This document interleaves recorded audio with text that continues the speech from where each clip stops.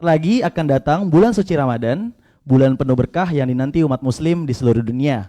Tentunya kita perlu tahu mempersiapkan kesehatan tubuh agar tetap terjaga. Bagi teman KU yang tidak menjalankan ibadah puasa, juga bisa menyimak tips kesehatan yang tentunya akan sangat bermanfaat bagi kita semua. Assalamualaikum warahmatullahi wabarakatuh. Selamat sore teman KU, pemirsa SJYUK dimanapun kalian berada. Terima kasih telah bergabung bersama IG Live kita di sore hari ini. Silakan di tap love layarnya dan siapkan cemilan sore karena kita akan membahas SJYUK Sapa Jumat Yuk berkolaborasi dengan Klinik Pratama Kementerian Keuangan, episode Menjaga Kesehatan dan Kebugaran di Bulan Ramadan. Badan sehat, puasa lancar, kinerja optimal.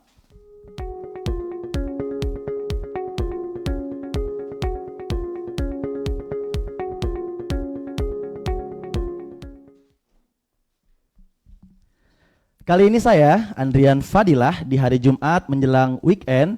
Kita lupakan dulu aktivitas dan pekerjaan yang menumpuk. Silahkan teman KU apabila ada pertanyaan bisa langsung di chat di kolom chat. 3 penanya terpilih akan mendapat souvenir dari Klinik Pratama Kemenkeu. Dan seperti biasa juga akan ada kuis di akhir sesi. 3 pemenang juga akan mendapatkan hadiah menarik. Tentunya saya tidak sendiri, sudah hadir bersama saya narasumber. Beliau merupakan dokter di Klinik Pratama Kemenkeu yang akan sharing kesehatan kepada teman KU semua. Kita sambut saja langsung Dr. Fety Setia Utami. Halo dok. Halo Mas Andrian. Apa kabar dok, sehat? Alhamdulillah sehat. Alhamdulillah. Terima kasih dok sudah bergabung di acara SJYUK sore kali ini. Sama-sama. Oke, halo, baik dok. Assalamualaikum temanku. Kita ngobrol santai ya sore ini ya. Santai aja dok. Baik dok, tema kita kali ini kan adalah seputar kesehatan nih dok selama bulan puasa Ramadan. Nah tentunya juga teman KU pastinya sudah penasaran nih sama tips apa saja nih yang bisa kita lakukan selama bulan puasa Ramadan. Tapi sebelum kita membahas tips dok, kita perlu tahu dulu nih dok, apa yang terjadi di dalam tubuh kita ketika kita sedang berpuasa? Iya, kita berpuasa Ramadan selama 30 hari ya. 30 hari itu banyak perubahan yang pasti, selain pola makannya yang berubah, pola tidurnya berubah karena kan waktu istirahat kita lebih sedikit, malam hari kita mengejar waktu sahur ya.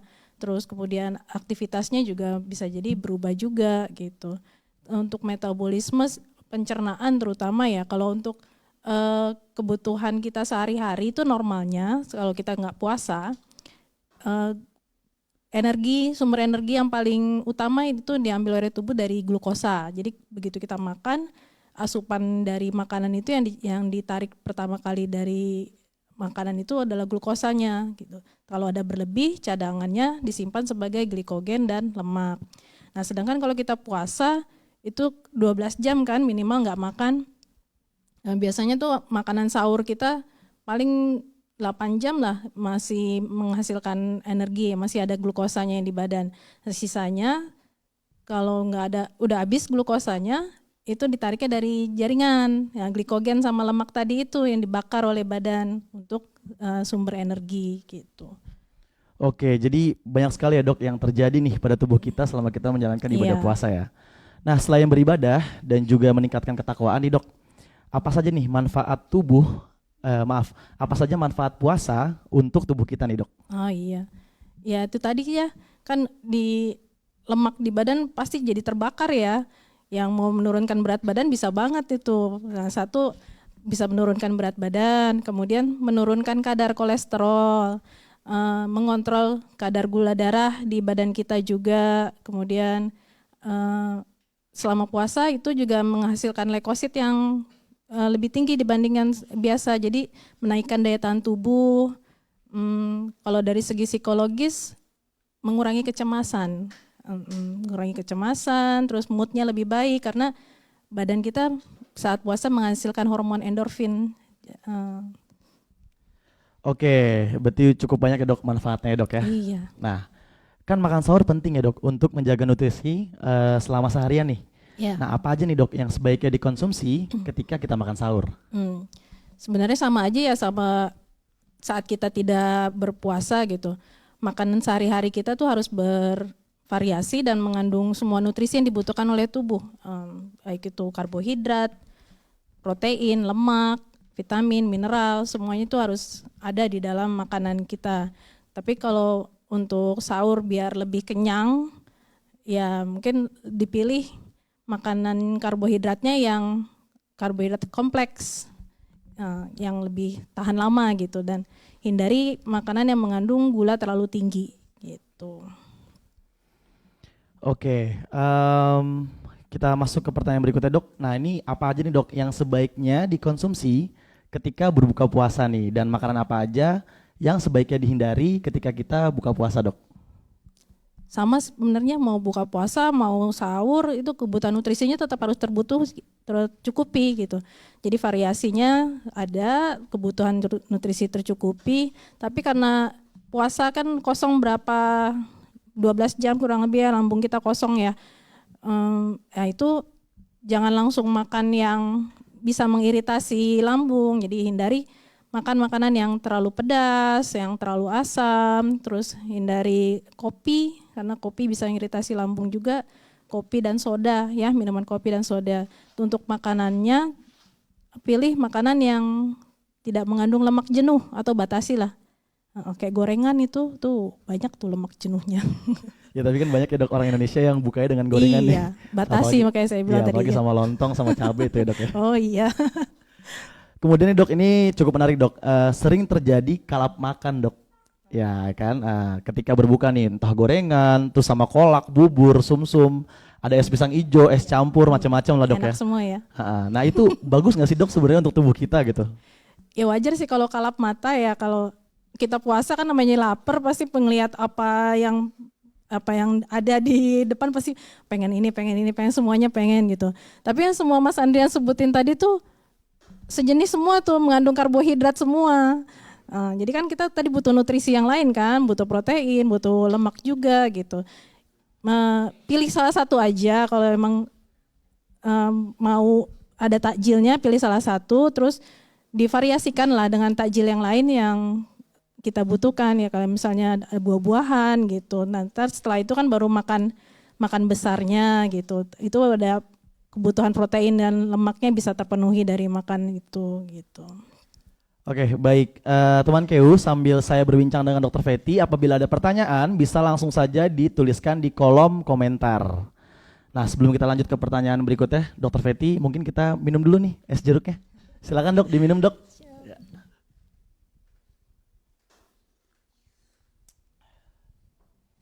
Nah, kebetulan es jeruk ini adalah ikonik dari acara kita kali ini dok. Iya, es jeruk. Oh gitu. Iya. Baik dok, kita lanjut saja. Kita langsung saja ya dok ya. Ya. Ke pertanyaan berikutnya. Nah, puasa nih bisa juga sebagai media untuk melaksanakan diet dok. Nah, bagaimana nih mengatur tubuh agar puasa bisa berjalan lancar, tapi sekaligus diet dok. Nah, itu kira-kira gimana dok? Iya. Seperti yang tadi ya. Kan dari kita puasa metabolismenya bisa bakar lemak, bisa bakar cadangan glikogen yang di badan ya, terutama lemak ya. Jadi kalau yang mau nurunin berat badan dengan puasa bisa banget gitu. Tapi tetap penuhi kebutuhan nutrisinya itu, dan perhitungkan kalorinya juga sesuai dengan aktivitas kita. Kalau sehari-hari aktivitas kerja kantoran itu ya kurang lebih sekitar 2.500 lah kalorinya, kebutuhan kalorinya. Nah, kalau mau diet, intinya sih dietnya dalam arti menurunkan berat badan ya. Intinya tuh kalorinya yang masuk lebih rendah daripada kalori yang keluar. Kalori yang masuk tuh makanan, kalori yang keluar dari aktivitas. Jadi pilih makan makanan yang rendah kalori dan kerjakan aktivitas yang melebihi dari kalori yang masuk itu gitu. Jadi kebakar lemak yang di badan gitu. Oke dok, tadi 2.000 sampai 2.500 itu kira-kira kalori ya dok ya? Iya. Nah itu untuk cewek dan cowok sama dok atau berbeda kira-kira? Beda, itu sesuai umur, sesuai jenis kelamin, terus kemudian sesuai aktivitas juga gitu. Oke, berarti itu emang kira-kira itu kesimpulan aja dok ya? Iya. Karena kalau emang mau kalau mau lebih rinci emang Perhitungannya banyak ya dok Iya. ya. Iya iya. Tetap harus makan walaupun mau menurunkan berat badan jangan nggak makan gitu kan, kebutuhan nutrisinya tetap harus terpenuhi. Kalau mau mengurangi kalori juga maksimal 500 kilokalori per hari yang dikurangin gitu. Kalau hitung-hitungan kalorinya ke ahli gizi yang paham ya, tapi kalau kita yang awam bisa kok pakai di aplikasi, ada di handphone gitu. Oke baik dok. Tetap berolahraga ketika berpuasa. Tadi kan diet ya dok. Terus kita Iya. juga pengen olahraga nih. Nah Iya. kira-kira nih dok, jenis olahraga apa nih dok yang baik ketika berpuasa? Kapan waktu yang tepat juga untuk berolahraga? Kalau yang udah biasa olahraga lanjutkan aja rutinitasnya. Tapi kalau yang baru-baru sebaiknya sih olahraganya yang pilih dulu yang intensitas ringan ya. Intensitasnya ringan, terus seminggu tuh sekitar 150 menit. Atau kalau seharinya 30 menit 5 kali dalam seminggu, atau kalau mau dijadiin 4 kali dalam seminggu bisa 45 menit lah sekali olahraga. Nah karena puasa sebaiknya di akhir mendekati waktu maghrib, mendekati waktu buka puasa olahraganya. Jadi begitu selesai olahraga bisa diganti cairan yang udah keluar tadi dengan buka puasa gitu. Oke teman Keu, perlu dicatat ya teman Keu, di mendekati akhir maghrib tadi dok ya. Akhir. Ya karena saya waktu kecil kebetulan abis sahur main bola langsung buka dok. Jam 7 pagi udah buka Kecapean. puasa iya. Untung masih kecil ya. Iya. Jadi belum kehitung puasanya. Oke baik dok. Nah ini kan di satu sisi kita ingin diet nih dok, dengan mengatur asupan saat sahur dan juga saat buka puasa tadi. Terus kemudian di satu sisi juga kita ingin tetap berolahraga nih dok, ya kan, selama berpuasa. Makanan apa atau makanan jenis apa nih dok yang mengandung banyak energi dan bisa kenyang dengan tahan lama? Tetap ya, yang tadi itu karbohidrat tetap harus ada, protein, lemak itu tetap harus ada. Tapi kalau untuk nurunin berat badan dan olahraga ya itu lebih ke pembentukan otot kan jadinya. Jadi sebaiknya banyakin protein, sama biar kenyang lebih lama banyakin yang mengandung serat. Protein ini bisa dari protein hewani, bisa dari protein nabati. Protein hewani ya daging, putih telur, ikan paling bagus tuh proteinnya. Dia mengandung lemaknya, lemak nggak jenuh. Terus kalau protein nabati, kacang-kacangan paling banyak yang mengandung protein. Tuh. Oke dok, ini kebetulan saya baru tahu nih dok, karena waktu kecil mindset saya kalau mau kenyang lama nasinya banyakin dok. Iya. Jadi sebenarnya protein ya dok yang dibanyakin ya. Iya, itu karbohidrat kalau itu. Iya makanya. Kalau mau kenyang lebih lama nggak apa-apa karbohidrat, tapi karbohidratnya yang kompleks kayak jagung. Oke. Apa tadi ya, kacang-kacangan juga bisa sih, jagung, kentang gitu ya, umbi-umbian. Nah itu. Oke baik dok. Kemudian selanjutnya nih dok, bagaimana mengatur pola istirahat? Di sini istilahnya maksud tidur ya dok ya. Ketika berpuasa, tidur setelah sahur kah, terus sholat subuh, nah itu tuh baik nggak dok buat kesehatan? Oke. Kalau tidur secara keseluruhan kan sehari minimal sebaiknya 7-9 jam per hari. Tapi kalau puasa agak sempit ya waktunya ya, selesai taraweh terus kita harus bangun lagi untuk sholat isya.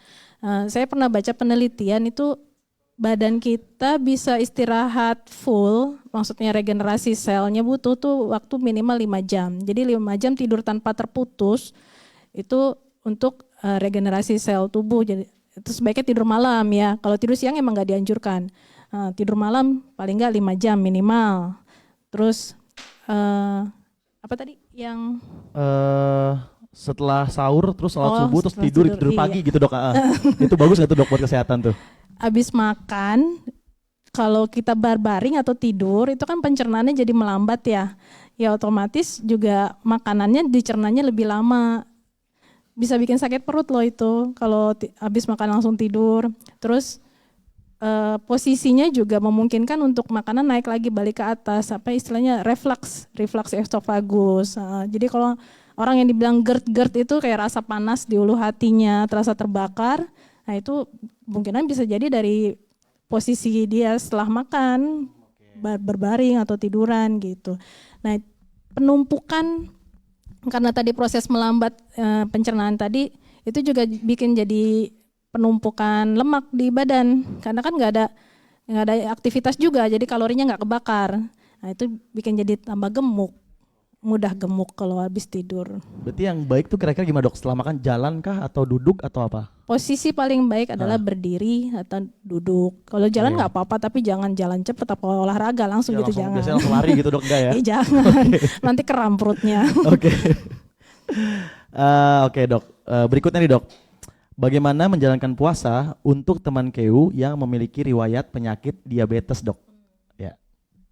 Diabetes ini perlu dilihat dulu ya riwayat diabetesnya, terutama 3 bulan terakhir.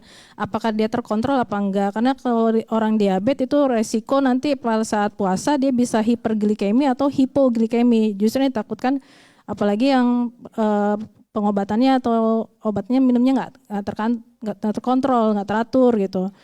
Kalau hipoglikemi khawatirnya nanti itu bahaya banget hipoglikemi itu kalau untuk orang diabetes. Biasanya rasanya tuh kayak keringet dingin, terus kunang-kunang gitu. Kalau orang yang udah pernah pasti tahu tuh ciri-cirinya kayak gitu. Nah itu mesti dilihat dulu 3 bulan ke belakang kondisi gula darahnya bagaimana. Kita asumsi aja kalau misalnya yang diabetesnya terkontrol ya. Kalau yang diabetes terkontrol baiknya pas sahur pilih makanan yang karbohidratnya kompleks. Kayak tadi jagung, ubi-ubian, kentang gitu. Atau nasi merah, beras merah. Nah, itu lebih baik untuk sahur pada orang diabetes gitu. Dan pada saat berbuka juga boleh makan yang manis-manis, tapi sebaiknya pilih yang indeks glikemiknya rendah. Kalau indeks glikemik tinggi itu kayak tepung yang dari tepung-tepung gitu, kue-kue gitu ya, mie itu terlalu tinggi indeks glikemiknya, jadi gulanya tinggi sesaat dan landainya juga cepet gitu. Jadi pilih yang indeks glikemiknya rendah. Berarti gorengan tuh juga jangan dok ya, dikurangi lah mungkin lah ya. Mm-mm. Apa untuk orang-orang yang mengidap penyakit diabetes ini ya? Kita ikutin contoh Nabi aja kalau enggak. Nabi kan mencontohkan pakai kurma. Nah itu kurma tuh glukosanya ada, tapi nggak terlalu tinggi, tapi mengandung serat juga dan cairan juga cukup gitu. Jadi baiknya buka puasa pakai air putih sama kurma itu udah cukup. Ya, kalau seperti itu dok Iya, ya. habis itu sholat, nah baru lanjut yang lain gitu makannya. Tapi kayak perut saya nggak cukup itu dok. Kayak butuh Habis itu 5. kan makan lagi. Iya. Kayak butuh buka dengan 5 gorengan kalau saya dok. Itu lemaknya banyak loh. Iya. Tapi dengan ini saya jadi tahu nih dok, kalau itu nggak sehat sebenarnya. Mungkin Iya. akan saya rubah juga polanya nih dok. Oke dok, sebelum ke pertanyaan selanjutnya, ini ada pertanyaan dari teman KU @Hanifa Fandi. Bagaimana mensiasati kecukupan tidur di malam hari agar tetap ideal? Mengingat di tengah malam terpotong ibadah dan setelah sahur disarankan tidak tidur kembali. Terima kasih. Nah itu bagaimana dok? Kayak saya bilang tadi ada penelitian yang mengatakan 5 jam tidur malam minimal untuk regenerasi sel di tubuh kita beristirahat total itu 5 jam yang dibutuhkan. Jadi kalau emang mau niat mau tahajud misalnya jam 3 mau bangun jam 3. Ya jam 10 udah harus tidur gitu. Ya 5 jam aja itu yang fleksibelin waktunya. Kalau 7 jam memang susah sih kita mencapai tidur 7 jam ya. Dan setelah subuh ya jangan tidur lagi. Gitu. Oke dok, nah itu ya teman KU ya. Mungkin juga masih banyak nih dok yang biasanya push rank dok. Nah ini anak cowok nih, push rank main Mobile Legends, main game online sampai sahur dok. Terus kan tidur pagi tuh, jadi itu nggak baik sebenarnya dok ya. Oke. Nggak ada manfaatnya juga Iya. kayaknya. Katanya sih killing time dok, buang waktu, cuman ya. Oh gitu. Masih banyak ibadah lain yang bisa dilakukan sepertinya. Oke, berikutnya dok, ada pertanyaan nih dok dari Polievitri. Dok, untuk penderita diabetes, sahurnya apa yang harus dimakan dan dihindari agar kuat menghadapi puasa? Ini mungkin bedanya kalau tadi itu kan bagaimana menjalankan puasa untuk penyakit pengidap diabetes ya dok. Nah kalau ini lebih spesifik nih dok, apa yang harus dimakan dan dihindari nih untuk penderita diabetes? Silakan dok. Nggak harus sih ya, sebaiknya ya. Kalau untuk yang harus dimakan ya sesuai kebutuhan nutrisi tadi. Tetap walaupun penderita diabetes tetap butuh karbohidrat, tetap butuh protein, lemak, dan kebutuhan lain vitamin mineralnya itu harus tercukupi. Cuma ya itu tadi ngelihat kondisi dari diabetesnya. Kalau pakai obat-obatan Nah ini penderita diabetesnya sebaiknya sebelum mulai puasa kontrol dulu ke dokternya, diskusikan apakah bisa puasa kondisi badannya, terutama yang udah ada komplikasi itu khawatirnya yang udah ada sakit ginjal, jantung, itu butuh konsultasi lebih lanjut dengan dokternya. Terus yang pakai obat-obatan, apakah dosisnya bisa perlu diturunkan atau dinaikkan atau penyesuaian waktu makannya, karena kan biasanya ada obat diabetes yang sebelum sarapan gitu diminumnya. Nah ini kan nanti kita puasa sahur, habis sahur nggak makan-makan lagi kan gitu. Nah itu yang dikhawatirkan tadi hipoglikemi tadi itu. Nah sebaiknya didiskusikan dulu dengan dokternya selama puasa itu terapinya seperti apa. Terus kemudian makanan tadi ya, pilih karbohidratnya yang karbohidrat kompleks seperti beras merah, jagung, ubi-ubian gitu. Terus yang perlu dihindari sih yang mengandung glikemik tinggi, yang mengandung glukosa tinggi, dan lain-lain ya. yang mengandung tepung. Ya, takjil tuh banyak ya, yang tepung-tepungan ya. Itu yang perlu dihindari sebenarnya. Oke dok, ada pertanyaan lagi nih dok dari @syatasyap. Nah, dokter, bagaimana tips lancar berpuasa untuk ibu pekerja yang juga menyusui agar tetap bugar? Ya, ibu menyusui ini penting banget ini benar, Dok. cairannya terutama ya. Karena kan produksi ASI-nya double yang diproduksi untuk anaknya sama energi untuk dirinya sendiri gitu. Cairan terutama sih yang paling penting ya. Kalau untuk kebutuhan nutrisi sama aja seperti biasa-biasanya, lebih banyak ke cairan minum. Kalau bisa sih ditambah 2 gelas dari kebutuhan sehari-hari. Kalau sehari kan kita butuh 8 gelas, tambahin 2 gelas lagi. Sebisa mungkin pas waktu buka puasa sebelum tidur itu dicukupkan kebutuhannya. Dan pas sahur minum lagi gitu. Nah ini aku juga sedikit penasaran nih dok. Tadi kan dokter bilang tambahkan 2 gelas. Itu kalau sebelum nambahin 2 gelas kita udah kembung nih dok. Nah itu gimana dok? Apa tetap harus minum seperti? Jangan sekaligus, minumnya kan dikit-dikit. Untuk ibu menyusui emang sering aus kok. Oh gitu ya dok ya, oke. Karena kan dia mengeluarkan ASI ya. Biasanya tuh habis menyusui langsung aus tuh, langsung terasa ausnya. Kering tenggorokan gitu ya dok ya. Oke, berikutnya dok, ada pertanyaan lagi nih dok dari Nunus_. Banyak yang menyamakan puasa sebagai media intermittent fasting. Bahkan waktu berpuasanya sampai 16 jam dan karbohidratnya di cut off dengan asumsi sumber energi didapat dari lemak. Nah itu bagus nggak dok kalau kayak gitu dok? Saya kurang memahami yang puasa intermittent fasting ini ya. Tapi satu yang pasti ya, kalaupun mau berpuasa intermittent fasting, pada jam makan itu kebutuhan badan kita harus tetap terbutuhi yang tadi itu. Harus ada karbohidratnya, harus ada proteinnya, harus ada lemaknya, harus ada vitamin dan mineralnya. Itu harus mencukupi semua. Jangan dipilih cuman makan protein aja, makan lemak aja gitu. Karena ya tadi sumber energi utama kita justru emang dari karbohidrat. Mau sakit apapun tetap aja karbohidrat yang dipecah duluan yang pertama. Nah, terus kalau puasa lebih dari 16 jam ya. Yes.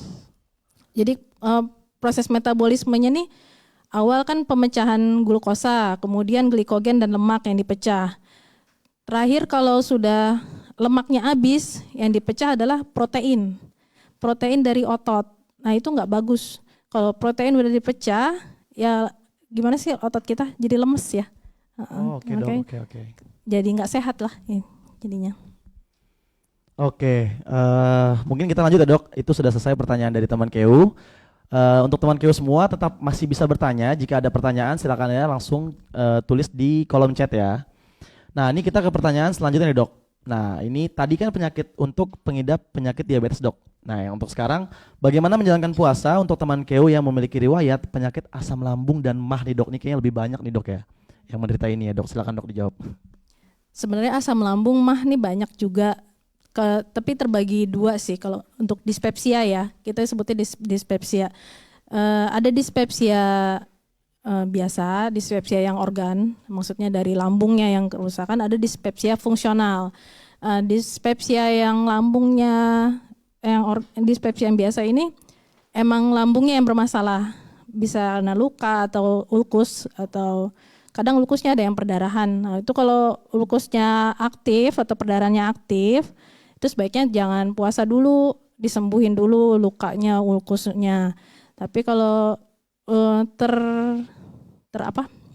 terkontrol ya, kayak misalnya dulu pernah sering sakit perut, sering mual-mual, muntah gitu, riwayatnya tapi sekarang udah nggak apa-apa, udah jarang kambuh, paling kalau makan salah baru kambuh, oke, nggak apa-apa puasa. Atau kalau perlu obat-obatan juga silakan konsultasi dulu ke dokternya gitu. Jadi nanti pas sahur atau pas buka puasa konsumsi obat PPI dulu, baru nanti menjalankan puasanya gitu. Nah, untuk makanan yang perlu dihindari kalau untuk orang yang dispepsia tadi, itu ya hindari yang bisa mengiritasi, menaikkan asam lambung, kayak makanan yang terlalu pedas, makanan lemak jenuh tuh, goreng-gorengan juga mengiritasi itu, sulit dicerna juga sebenarnya. Terus terlalu asam, terlalu pedas, terlalu asam, terus minuman seperti kopi, soda, ya kurangi teh juga, karena Teh juga ya dok ya? kurangi aja. Oke. Kenapa teh dikurangi itu? Nggak sekuat seperti kopi sih. Tapi tetap mengandung Iya, asam juga? ada. Oh, oke, baik dok. Sedangkan orang kita kan biasanya buka Puasa pakai teh. dengan yang manis tuh dok, teh botol. Iya Ya. itu pokoknya harus pakai teh. Buka puasa dengan yang manis. Jadi kalau teh dan kopi itu sifatnya diuretik. Iya. Diuretik tuh menarik cairan dari jaringan, keluarin dari tubuh gitu. Makanya kalau minum kopi atau teh kan sering pipis ya. Iya benar dok, benar. Jadi bukannya menambah asupan cairan ke jaringan, ya malah mengeluarkan. Jadi kalau habis puasa baiknya jangan teh yang dipilih. Justru malah jangan teh dok ya? Iya. Atau mungkin air gula aja kali Karena dok ya? kan malah dikeluarin cairannya. Oh iya benar. Mungkin air gula kali ya dok ya? Ya tadi kurma. Oh kurma iya benar, buah-buah yang manis ya. Air putih sih yang paling disaranin. Yang paling benar ya dok ya, Iya. air putih ya. Ya baik teman ya, jangan dicampur apapun ya, air putih lebih bagus pada teh ternyata. Itu kedua tadi ada dispepsia yang kedua, Tadi dispepsia yang fungsional. pertama, Dispepsia fungsional ini nggak ada kelainan. Sering banget nih, terutama pegawai Kemenkyu kayaknya lumayan banyak saya temuin. Stres penyebabnya. Jadi beberapa tuh biasanya udah periksa ke dokter ini, terus udah sampai di endoskopi, normal, lambungnya normal, nggak ada luka, nggak ada apa. Terus tapi kenapa masih sering sakit perut, kenapa masih sering sakit kepala gitu. Yaitu dispepsia fungsional. Tapi kalau dengan puasa biasanya itu justru membaik, karena kan saat puasa itu tadi hormon endorfin, ya, dok, ya. moodnya jadi baik, cemasnya berkurang gitu. Jadi ya puasa ini justru obat ya untuk orang mah biasanya justru. Dan untuk orang yang mudian juga dok ya. Ya. Moodnya jadi bagus kan ya. Banyak manfaatnya. Oke dok, berikutnya ada pertanyaan dok. Kita seling dulu pertanyaan dari teman Keu, dari @anianoy. Sebelum saya bacakan dulu pertanyaannya dok, kita minum lagi dok es jeruknya. Karena sudah banyak bicara dari tadi dok, silakan diminum. Siap. Dok es jeruknya.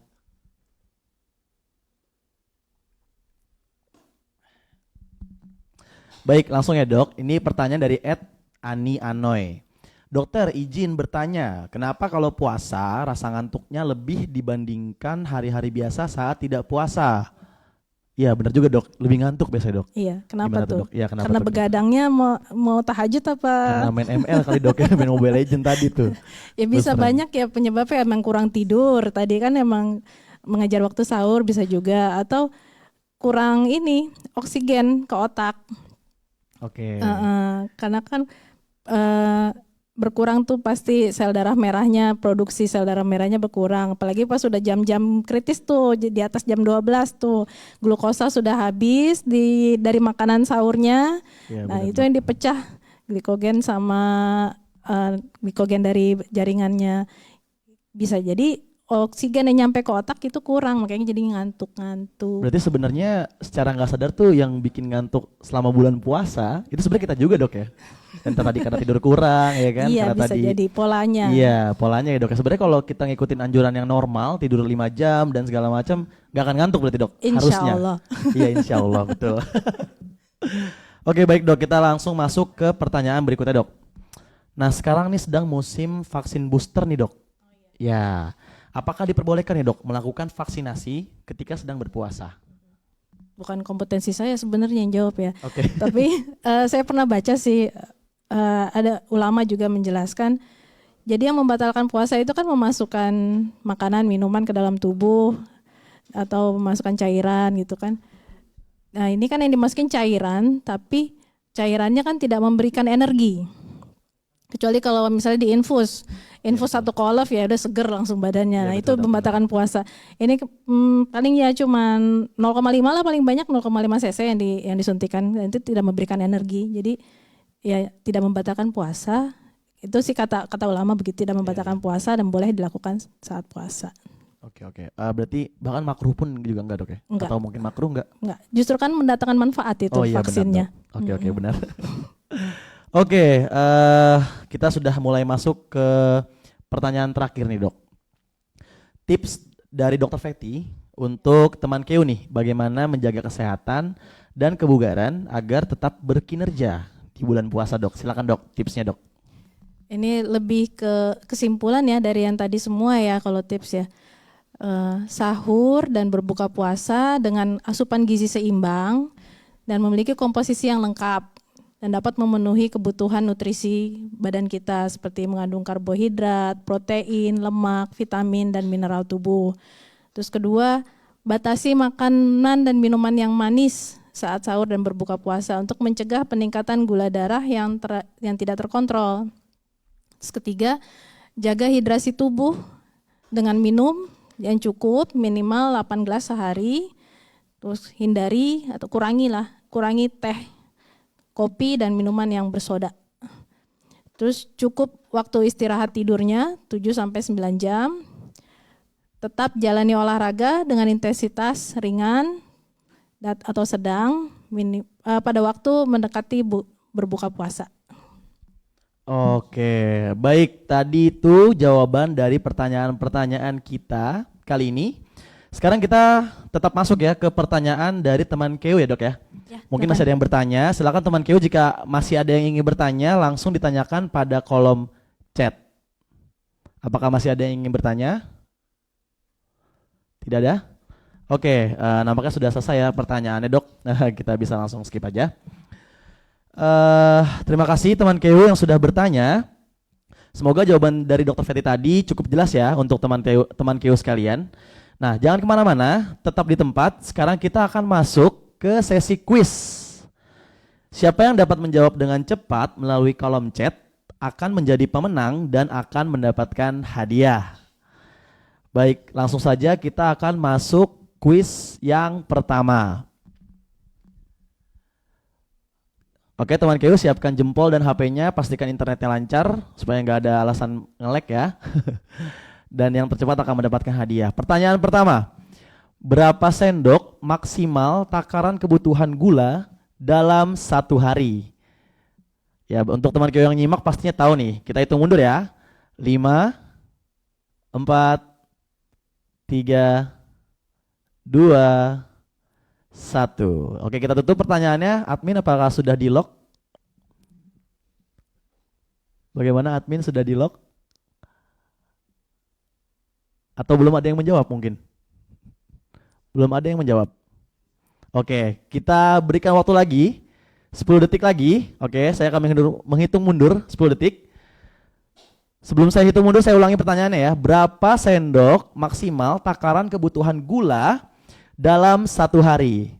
Baik, silakan dijawab. 10, 9, 8, 7, 6, 5, 4, 3, 2, 1. Oke, kita tutup pertanyaannya. Oke, silakan Dr. Fetty, boleh dijawab nih dok. Tadi berapa kebutuhan takaran gula dalam 1 hari dok? 5 sendok teh. 5 sendok teh, oke. Siapa tuh yang kira-kira jawabnya benar dan siapa yang salah? Oke ya, kita simpan dulu. Untuk yang menjawab benar kita simpan dulu. Kita langsung masuk ke kuis yang kedua teman KU. Disiapkan lagi jempolnya, disiapkan lagi HP-nya. Kita akan masuk ke kuis yang kedua. Yaitu pertanyaannya adalah sebutkan salah satu jenis makanan yang sebaiknya tidak dikonsumsi pada saat buka puasa. Oke, kita hitung mundur ya. 5, 4, 3, 2, 1. Ini tentunya yang menyimak harusnya tahu jawabannya nih. Belum ada yang menjawab. Oke, kita berikan waktu lagi. Saya tambah lagi waktunya lebih lama. Saya akan menghitung mundur 10 detik. Saya akan ulang lagi pertanyaannya. Sebutkan salah satu jenis makanan yang sebaiknya tidak dikonsumsi. Dan di garis bawah ya, tidak dikonsumsi pada saat buka puasa. 10, 9, 8, 7, 6, 5, 4, 3, 2, 1. Bagaimana admin? Apakah sudah dapat pemenangnya? Oke, baik. Ternyata adminnya sudah dapat pemenangnya. Kita simpan dulu. Kita akan langsung masuk ke pertanyaan. Oh iya, maaf. Kita jawab dulu. Silakan Dokter Feti dijawab dulu untuk pertanyaan kedua, Dokter Feti. Tadi sebutkan salah satu jenis makanan yang sebaiknya tidak dikonsumsi. Pilih salah satu aja berarti ya. Ya. Satu, bisa makanan yang terlalu banyak mengandung lemak jenuh seperti Oke. gorengan tadi. Terus kedua, makanan yang terlalu pedas. Oke, baik. Makanan yang terlalu asam. Kopi sama soda. Sama soda, oke. Di total berarti ada 1, 2, 3, 4, dan 5 jawaban. Tapi jawab salah satunya sudah benar ya, Dokter Feti ya? Iya. Oke. Selamat untuk yang menjawab salah satu yang sudah benar. Kemudian kita akan langsung masuk ke kuis yang ketiga ya, Dok ya. Yap. Pertanyaan ketiga yaitu berapa gelas kebutuhan cairan dalam tubuh manusia per hari? Silakan dijawab, saya akan hitung mundur. 5, 4, 3, 2, 1. Bagaimana admin, sudah dapat untuk kuis yang ketiga? Oke, belum? Saya akan ulang lagi pertanyaannya. Berapa gelas kebutuhan cairan dalam tubuh manusia per hari? Saya akan hitung 10 detik. 10, 9, 8, 7, 6, 5, 4, 3, 2, 1. Oke, baik, admin sudah dapat? Oke, sudah dapat ya teman-teman ya.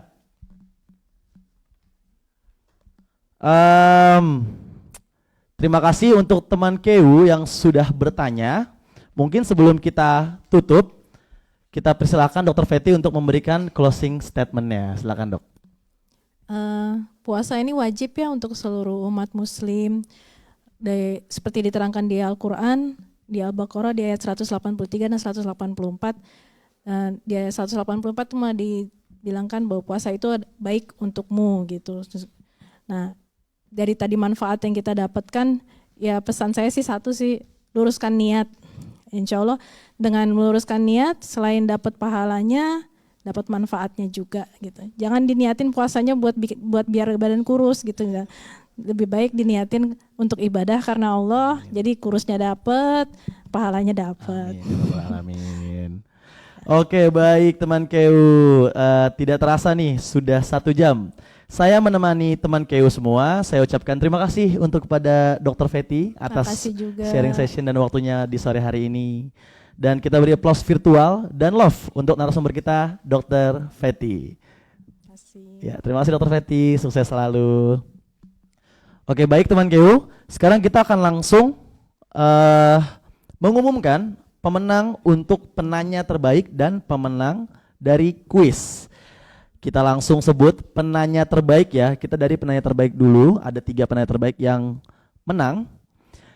Yang pertama, pemenang pertama penanya terbaik ada di @sagaci. Lalu yang kedua, bagaimana admin? Oke, ketukar ternyata. Oke, penanya terbaik. Maaf. Untuk penanya terbaik ada yang pertama itu @syatasyap. Lalu yang kedua ada @poliefitri. Dan yang ketiga ada Hanifa Fandi. Kemudian untuk pemenang kuis, yang pertama ada @sagaci, lalu kemudian pemenang yang kedua ada @f_rahma9. Dan yang ketiga, pemenang yang ketiga ada @nunus_. Oke, baik. Untuk para pemenang, selamat. Saya ucapkan selamat. Dan silahkan DM-kan nama, alamat, dan nomor HP ke IG Setjen Kemenkeu untuk konfirmasi hadiah. Oke, baik. Akhirnya kita berada di penghujung acara. Semoga acara ini teman Keu mendapatkan ilmu yang bermanfaat.